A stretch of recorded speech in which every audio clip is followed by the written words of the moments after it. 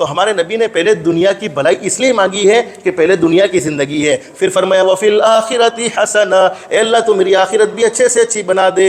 کیا مطلب ہے؟ اللہ پاک ایسے اعمال کی توفیق نصیب فرمائے گا جن اعمال سے آخرت سنورتی ہے، جن اعمال سے جنت سنورتی ہے. بہت سے لوگ کہتے ہیں کہ ہم فلانا گناہ چھوڑنا چاہتے ہیں لیکن ہم سے چھوڑتا نہیں ہے. بولو نیکی کی توفیق دینے والا کون؟ بولو اللہ. اور گناہوں سے بچنے کی طاقت دینے والا کون؟ بولو اللہ. جب تک اللہ نہ چاہے تب تک ہم کوئی نیکی نہیں کر سکتے ہیں، اور جب تک اللہ نہ چاہے تب تک ہم کسی گناہ سے بچ نہیں سکتے ہیں. اگر ہم کسی گناہ سے توبہ کر چکے ہیں اور چاہتے ہیں کہ اب یہ گناہ ہماری زندگی میں بولو دوبارہ نہ ہو، تو علماء نے لکھا ہے کہ اس دعا کو خاص طور پر اہتمام کے ساتھ پڑھے. کون سی دعا پڑھو؟ ربنا آتنا فی الدنیا حسنہ حسنۃ وفی الآخرۃ حسنہ حسنۃ وقنا عذاب النار. حضرت انس رضی اللہ عنہ فرماتے ہیں وہ بیمار صحابی جن کے اندر بولو کھڑے ہونے کی طاقت نہیں تھی، چلنے کی طاقت نہیں تھی، بیٹھنے کی طاقت نہیں تھی، انہوں نے اس دعا کا پڑھنے کا اہتمام کیا. اللہ رب العالمین نے انہیں مکمل شفا نصیب فرما دی، مکمل تندرستی نصیب فرما دی. علماء نے لکھا ہے کہ جو آدمی لا علاج بیماری میں مبتلا ہو جائے، ایسی بیماری کے ڈاکٹر جواب دے چکے ہیں،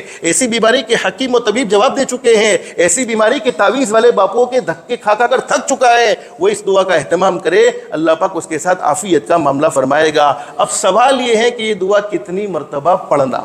ایک سوال ہے، یہ دعا بولو کتنی مرتبہ پڑھنا؟ تو ہم ڈاکٹروں کی دوائیاں بولو اپنی ضرورت کے مطابق کھاتے ہیں، جتنی ہماری بیماری ہے اتنی ہم دوائی کھاتے ہیں. تو دعا تو اللہ سے جتنی مانگیں گے، دن میں 1 مرتبہ پڑھو، 2 مرتبہ پڑھو، 10 مرتبہ پڑھو، 20 مرتبہ پڑھو، ٹارگٹ بنا کر جتنا زیادہ پڑھو گے اتنا زیادہ فائدہ ہوگا. اور ہر نماز کے بعد 1 مرتبہ پڑھو جیسے کہ حضرت مولانا نے پڑھی. اور میرے بھائیوں ایک بات یاد رکھو، بولو ہمارے نبی صلی اللہ علیہ وسلم سے بڑھ کر دنیا میں کوئی سچا انسان نہیں ہے. آپ اپنی مرضی سے کوئی بات بولو نہیں کہتے تھے، بلکہ آپ بولتے تھے زمین پر. وہ فرمان کس کا ہوتا تھا؟ رب العالمین کا ہوتا تھا. وما ينطق عن الهوى ان هو الا وحي يوحى.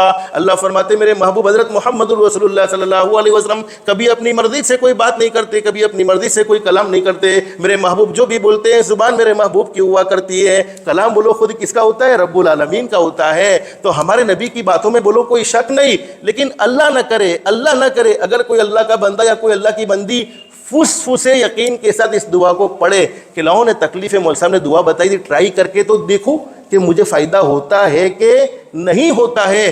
فس یقین کے ساتھ بھی پڑھے، یقین کے ساتھ پڑھے تو نورن بولو علی نور. اس لیے کہ اس سے اچھا عمل کون سا ہو سکتا ہے جو اللہ پر بھروسہ کر کے کیا ہو. اور کرنے دھرنے والی ذات بولو کس کی ہے؟ اللہ کی. اللہ پر بھروسہ ہونا چاہیے، لیکن یقین کے ساتھ پڑھے تو نور اللہ نور. لیکن اگر کوئی بغیر یقین کے فس یقین کے ساتھ پڑھے تب بھی انشاءاللہ اس کا تجربہ غلط بولو ثابت نہیں ہوگا.